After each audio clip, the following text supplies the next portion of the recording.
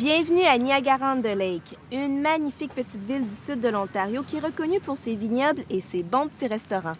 Tout au long de l'émission, on va donc parler du développement touristique de la région, de ses succès comme de ses défis, et vous allez découvrir que ça fait près de 150 ans que Niagara-on-the-Lake est un paradis des touristes.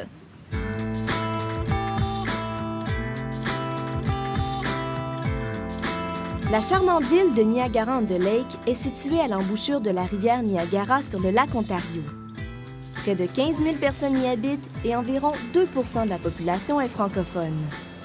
Entre 1860 et 1890, la ville se dynamise grâce au chemin de fer et devient une destination incontournable pour les touristes avec ses somptueux hôtels et restaurants. Des bateaux à vapeur et des trains transportent des voyageurs de Toronto, Buffalo et New York. La ville demeure encore aujourd'hui un lieu de villégiature très prisé, avec ses vignobles, ses lieux historiques et ses événements culturels.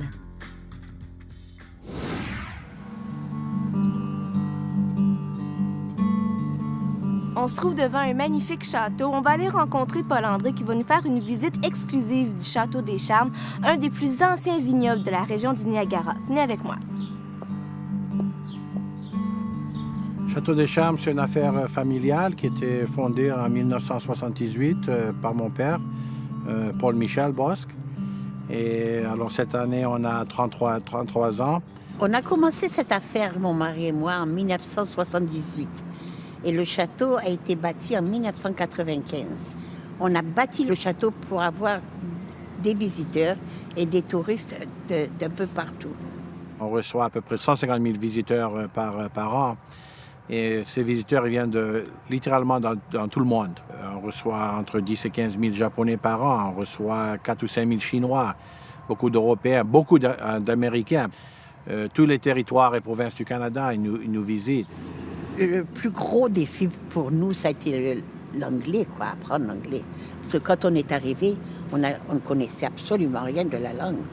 Il a fallu qu'on apprenne ça. Bon, ça, c'était difficile, vous savez, parce que...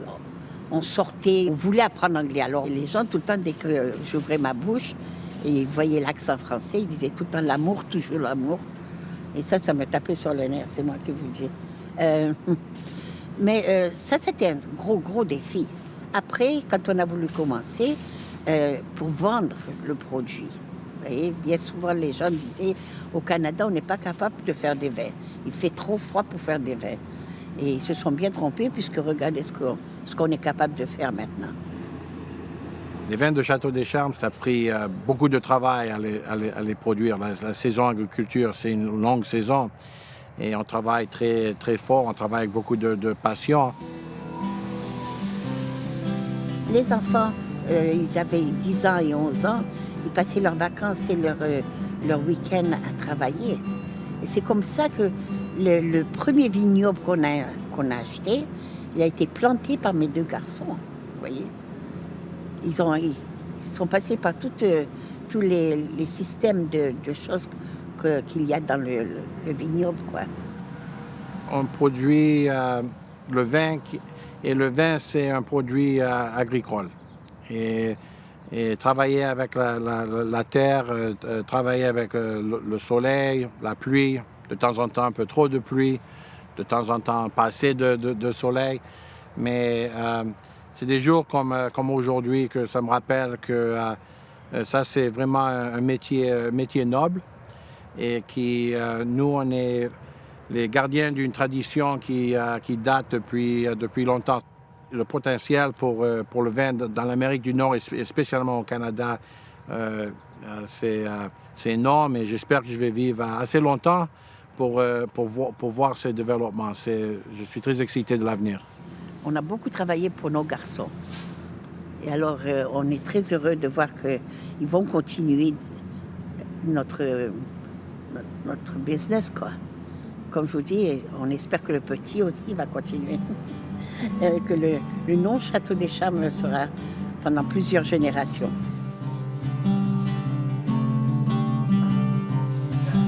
Voilà, maintenant, on peut boire. À la vôtre. Dites-moi d'abord, parlez-nous de votre terrain ici. Combien avez-vous de vignes? Ça semble immense. On a des des vignobles très importants. On a en tout 110 hectares de vignobles, mais ils ne sont pas dans un bloc ici. On a 4 vignobles. Ici, c'est le St. David's Bench, le vignoble St. David's Bench. Et ça, c'est à peu près 35 hectares. Alors ça représente un tiers de nos vignobles. Et on voit ici qu'il y a à peu près 1 kilomètre de vignobles ici sur la rue York. Alors, et oui, 110 hectares, ça prend de la place. Oui. Est-ce que vous diriez que c'est un des plus grands vignobles? Ah, sans doute. La plupart des vignobles au Niagara, ils sont assez petits, entre 10 hectares et 20 hectares. Alors, avec 110 hectares, on est un des plus grands producteurs, point de vue de vignoble. Mais on n'achète pas de raisins. Alors, la cave, on n'est pas la plus grosse cave, mais on est une des plus grandes domaines à Niagara. Où on se trouve ici, présentement? Ici, on est dans les caves souterraines, ici à Château-des-Charmes. On est à 10 mètres de profondeur. À ce niveau, on trouve un environ constant toute l'année, à peu près 15 ou 16 degrés, avec 75% d'humidité. Ça, c'est un environ qui est parfait pour le vieillissement des vins blancs et les vins rouges. Donc là, derrière vous se trouvent des grandes cuves. Oui. Comment ça fonctionne? Les vins viennent à quelle étape là, dans... Bon, ça, c'est nos plus grandes cuves. Ça, c'est des cuves à 30 000 litres. Et en général, les cuves, on utilise pour les vins blancs. Et ça, c'est pour le vieillissement des vins blancs. Alors, ils rentrent dans la cave après la fermentation. Ça se passe dans des autres cuves. Et ils rentrent ici dans la cave généralement au mois de novembre. Et ils passent à peu près 7 ou 8 mois ici avant qu'ils soient embouteillés l'été d'après. Et ça, c'est surtout pour le vin blanc. C'est différent pour le vin rouge, c'est ça? En général, oui. Il y a certains vins rouges qui restent en cuve, qui ne vont pas en barrique, mais en général, les cuves, c'est pour les vins blancs et les barriques, c'est pour les vins rouges. En tout, on a à peu près 1000 barriques, un peu 1080 barriques. Et ici, ça, c'est des barriques neufs qui sont arrivées à temps pour les vendanges en 2010. Et tous nos barriques qui viennent du centre de la France, ils sont très chers. Ça coûte à peu près 750 $ chaque. Alors, on n'a pas tout à fait $1 million d'investis dans notre cave jusqu'en barrique. Ça, c'est la fin de la ligne. Littéralement, ça, c'est la ligne d'embouteillage. Alors, on travaille ici peut-être 75 jours par an pour embouteiller les vins et étiqueter les vins. Ou des fois, on embouteille. Après 1 an ou 2, après vieillissement en bouteille, on met les étiquettes sur les bouteilles. C'est ça, qu'est-ce qui se passe aujourd'hui. Parce qu'on prépare notre 2008 Chardonnay pour être sur le marché. Comment sait-on qu'un vin est prêt? Il est prêt quand nous, on décide qu'il est prêt. Alors, bien sûr, on a beaucoup d'expérience là-dedans. Et ça dépend sur le vin. Il y a des jeunes vins blancs qu'on est très à l'aise s'ils sont mis sur le marché bientôt après qu'ils sont embouteillés, qu'ils ont à peu près 1 an depuis les vendanges. Il y a des autres comme Eculius, notre vin rouge d'haut de gamme. C'est à peu près 2 ans et demi ou 3 ans après les vendanges. Alors, ça dépend sur le vin et ça dépend sur nos décisions comme le vigneron. Après la pause, les joyaux de Niagara-on-the-Lake.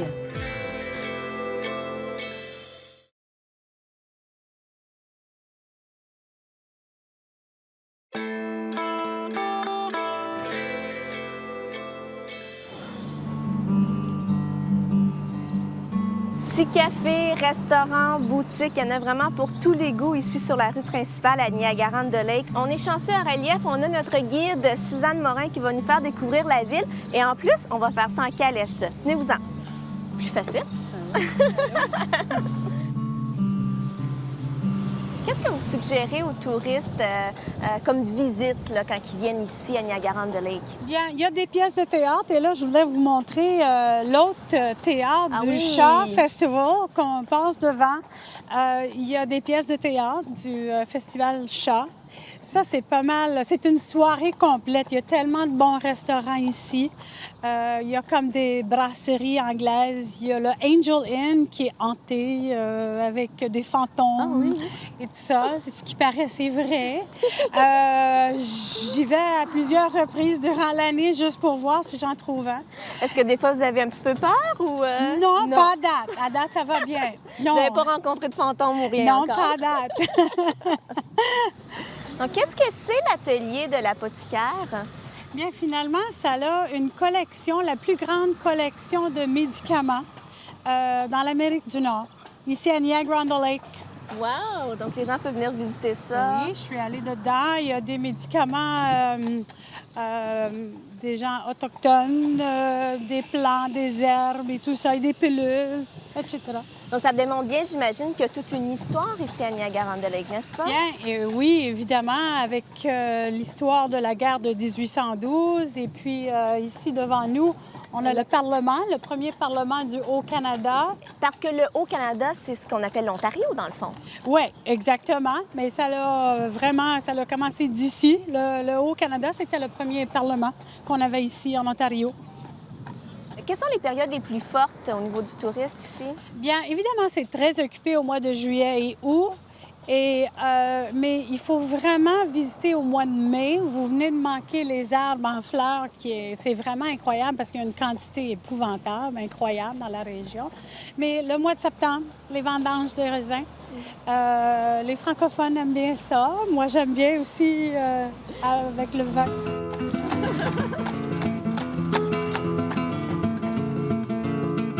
On dit qu'on n'est pas nécessairement une région bilingue, mais qu'on veut s'offrir en français. On est des amis francophones dans la région. On a une belle communauté francophone.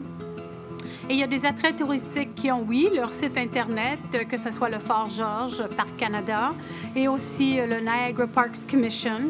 On a un guide touristique qu'on écrit en français et on est très fiers du fait que c'est pas une traduction d'un guide anglophone avec des items dont les francophones recherchent, les pistes cyclables, les sentiers pédestres et tout ça. On a aussi des petites épinglettes et un logo qui identifie des gens au service qui parlent français dans la région de Niagara. Ça ne se faisait pas. On voulait aussi encourager les jeunes, les étudiants, pour avoir des emplois l'été, pour pouvoir mettre sur leur curriculum vitae qu'ils parlent français ou soit qu'ils viennent de l'école Immersion française et qu'ils soient fiers de la langue française. Aussi, les vignobles ont des tours guidés en français, mais il faut regarder dans le guide touristique aussi, on identifie avec le logo « Bonjour » qui offre les services en français. Avant, je pense que les gens venaient pour 2 nuits, 3 nuits, mais maintenant, nous avons au-delà de 80 vignobles dans la région avec des bons restaurants, 4-5 étoiles. On a aussi au-delà de 40 terrains de golf. Fait que ça, c'est des vacances d'une semaine. Après la pause, un bilan du tourisme.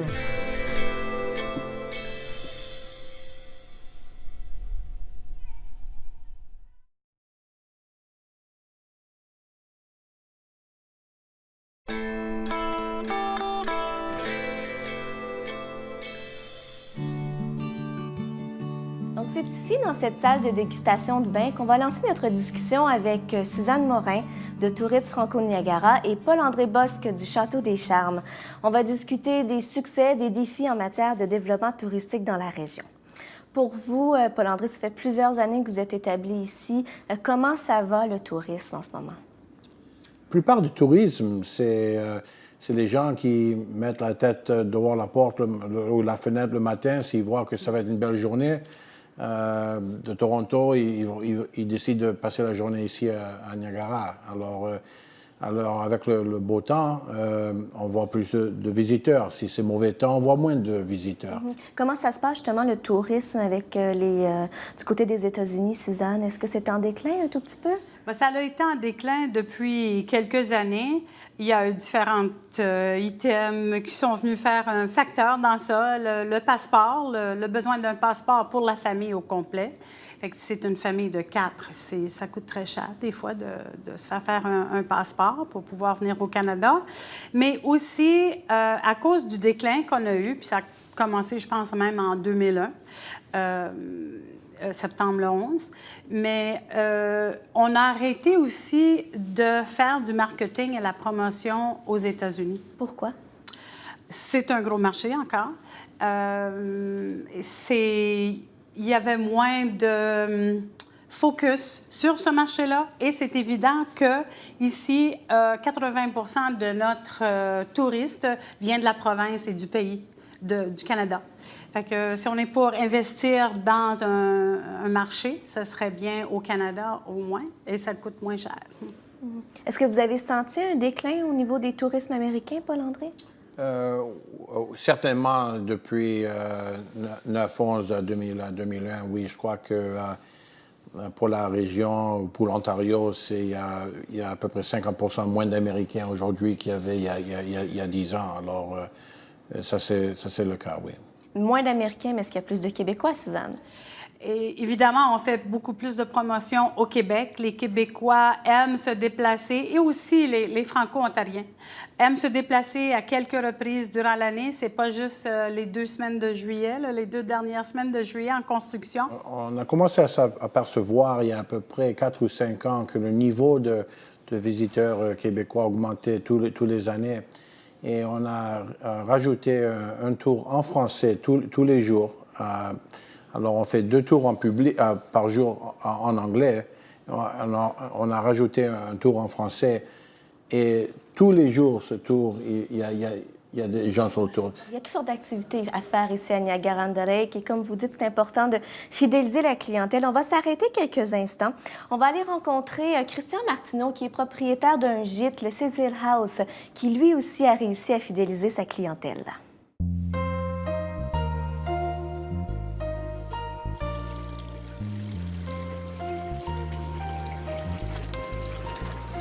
Bonjour, bienvenue à Cecil House. Cecil House, c'est en anglais on dit un bed and breakfast, donc un gîte. Et je reçois des invités à tous les jours pratiquement. J'ai 3 chambres et je leur sers le petit déjeuner et ils peuvent visiter la ville de Niagara-on-the-Lake. J'ai visité de la famille qui avait déménagé ici en juin-juillet 2000.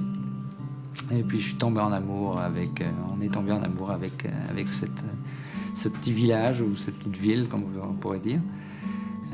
C'était charmant, c'était magnifique. Ça rappelait un petit peu le côté européen aussi, ces grands arbres, les vignobles. J'ai un petit peu de toutes sortes de monde. Je veux dire, bien sûr, j'ai beaucoup de gens de la région de Toronto. Mais il y a des Américains aussi, bien sûr.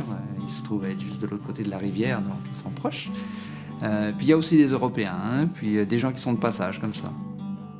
Et j'ai juste 3 chambres aussi, alors ça se remplit assez vite. Et puis j'ai beaucoup de gens qui reviennent année après année, donc j'ai moins besoin de me mettre dans tous les guides partout, quoi. Ça se fait plus naturellement ou ça se fait plus de bouche à oreille parce que les gens ils parlent à leurs amis, à leur famille et puis ça se construit aussi un petit peu de cette façon.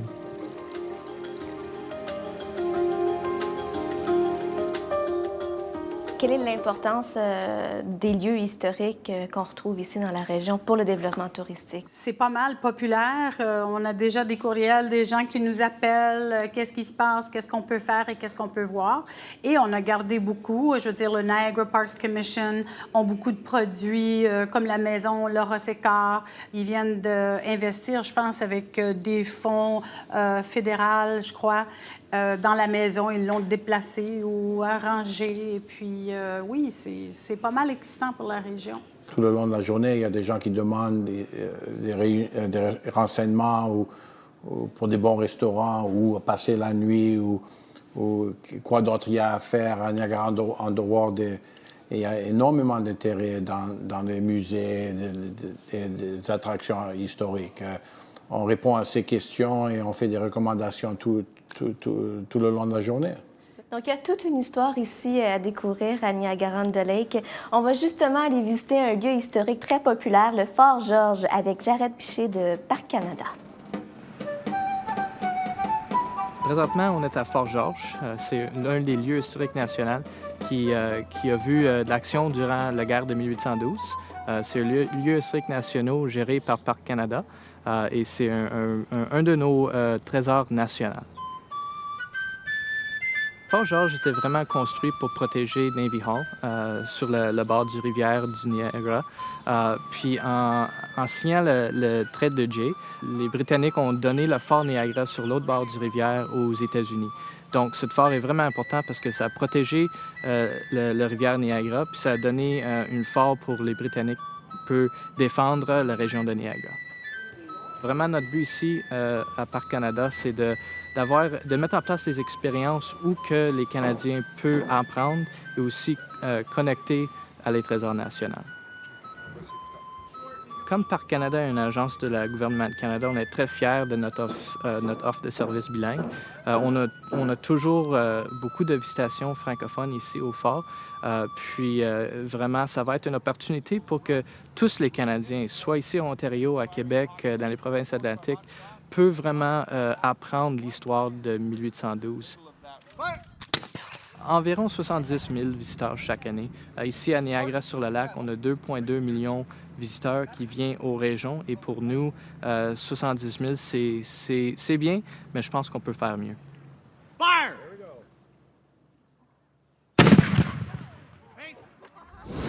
J'aimerais revenir un peu sur le tourisme francophone. Quelle importance pour vous, Paul-André, justement, d'offrir des services en français? On reçoit à peu près 150 000 visiteurs par an. Après, je dirais que le marché français, pour nous, c'est 20 ou 25 000. Alors ça, c'est un marché qui est très, très important. Mais qu'est-ce qu'on pourrait faire de plus, Suzanne, pour améliorer l'offre de services en français ici dans la région au niveau du tourisme? Eh bien, moi, comme vous le savez, j'ai toujours travaillé à identifier les services qui sont disponibles à Niagara. Mais c'est vrai, comme Paul-André dit, c'est vraiment une destination internationale. Fait qu'à mon niveau, c'est toujours difficile ou j'ai toujours un peu de travail à faire dans la région pour dire aux gens et aux propriétaires des attraits touristiques et des hôtels, etc., il faut avoir des services en français parce que le Québec est là, les Québécois sont ici, ils veulent revenir.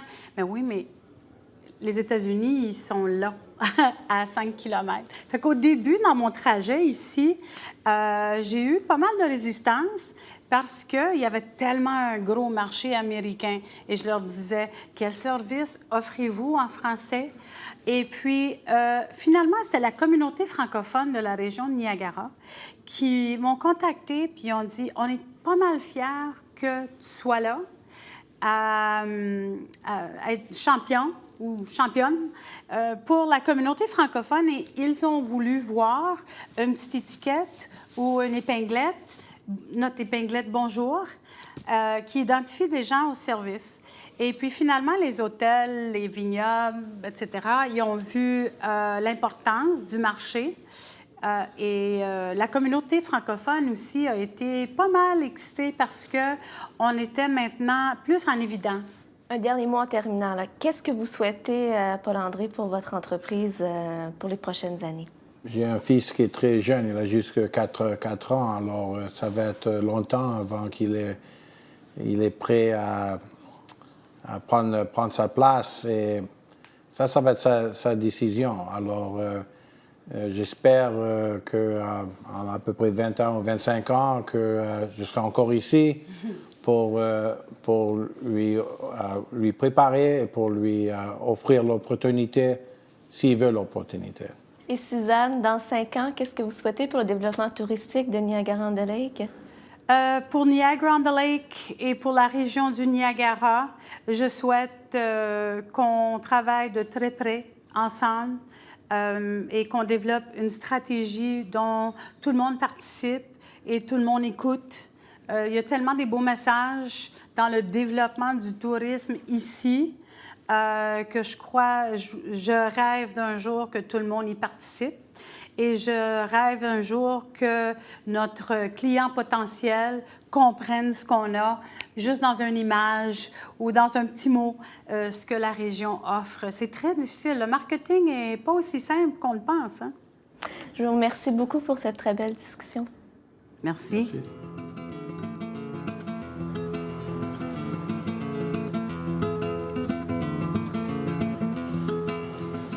Moi, je me plais bien ici, entourée de vignobles, de bons restaurants. Il y a plein d'activités à faire, la route des vins, les pistes cyclables. Donc, si vous êtes de passage à Niagara-on-the-Lake, manquez pas non plus les sucreries, elles sont vraiment bonnes. Merci d'avoir été avec nous. À la prochaine.